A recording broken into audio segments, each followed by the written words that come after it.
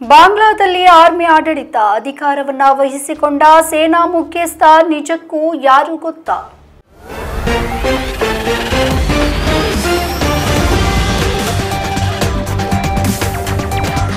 ತಮ್ಮ ವಿರುದ್ಧದ ಉಗ್ರ ಪ್ರತಿಭಟನೆಯ ಎದುರು ಮಂಡಿಯೂರಿದ ಶೇಖ್ ಹಸೀನಾ ಬಾಂಗ್ಲಾದೇಶದ ಪ್ರಧಾನಿ ಸ್ಥಾನದಿಂದ ಕೆಳಗಿಳಿದಿದ್ದಾರೆ. ಪ್ರಧಾನಿ ರಾಜೀನಾಮೆಯನ್ನ ನೀಡ್ತಾ ಇದ್ದಂತೆ ಬಾಂಗ್ಲಾ ಸೇನೆ ದೇಶದ ಚುಕ್ಕಾಣಿಯನ್ನ ಹಿಡಿದಿದೆ.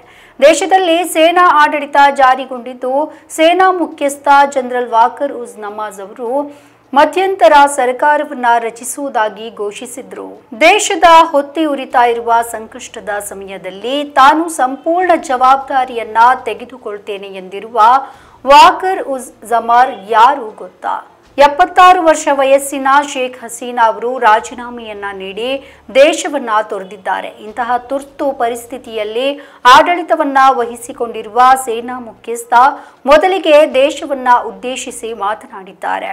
ರಾಜ್ಯ ದೂರದರ್ಶನದ ಮೂಲಕ ರಾಷ್ಟ್ರದೊಂದಿಗೆ ಮಾತನಾಡಿದ ಜನರಲ್ ವೇಕರ್ ಉಸ್ ಜಮಾನ್, ದೇಶವು ಸಾಕಷ್ಟು ನಷ್ಟವನ್ನು ಅನುಭವಿಸಿದೆ, ಆರ್ಥಿಕತೆಗೆ ಹೊಡೆತ ಬಿದ್ದಿದೆ, ಅನೇಕ ಜನರು ಕೊಲ್ಲಲ್ಪಟ್ಟಿದ್ದಾರೆ. ಇದು ಹಿಂಸಾಚಾರವನ್ನ ನಿಲ್ಲಿಸುವ ಸಮಯ. ನನ್ನ ಭಾಷಣದ ನಂತರ ಪರಿಸ್ಥಿತಿಯನ್ನ ಸುಧಾರಿಸುತ್ತೆ ಅಂತ ನಾನು ಭಾವಿಸ್ತೇನೆ ಎಂದಿದ್ದಾರೆ. ವಾಕರ್ ಉಸ್ ಜಮಾನ್ ವೃತ್ತಿ ಪದಾತಿ ದಳದ ಅಧಿಕಾರಿ.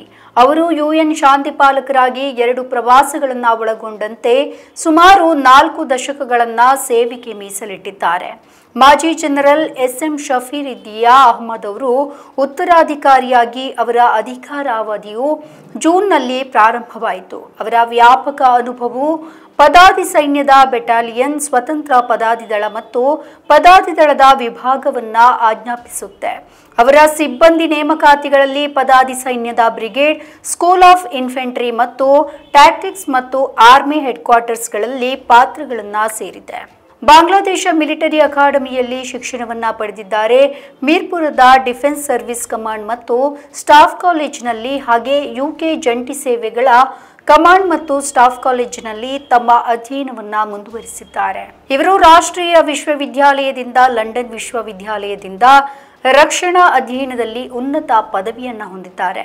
ಸಶಸ್ತ್ರ ಪಡೆಗಳ ವಿಭಾಗದಲ್ಲಿ ಪ್ರಧಾನಮಂತ್ರಿ ಶೇಖ್ ಹಸೀನಾ ಅವರ ಪ್ರಧಾನ ಸಿಬ್ಬಂದಿ ಅಧಿಕಾರಿಯಾಗಿ ಜನರಲ್ ವಾಕರ್ ಉಸ್ ಜಮಾನ್ ರಾಷ್ಟ್ರೀಯ ರಕ್ಷಣಾ ಕಾರ್ಯತಂತ್ರಗಳು ಮತ್ತು ಅಂತಾರಾಷ್ಟ್ರೀಯ ಶಾಂತಿ ಪಾಲನಾ ವ್ಯವಹಾರಗಳಲ್ಲಿ ಆಳವಾಗಿ ತೊಡಗಿಸಿಕೊಂಡಿದ್ರು.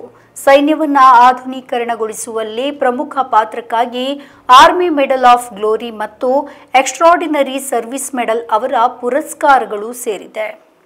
ನಮ್ಮ ಈ ವಿಡಿಯೋ ನಿಮಗೆ ಇಷ್ಟ ಆದಲ್ಲಿ ಲೈಕ್ ಮಾಡಿ, ಶೇರ್ ಮಾಡಿ, ಕಮೆಂಟ್ ಮಾಡಿ ಮತ್ತೆ ಸಬ್ಸ್ಕ್ರೈಬ್ ಮಾಡಿ.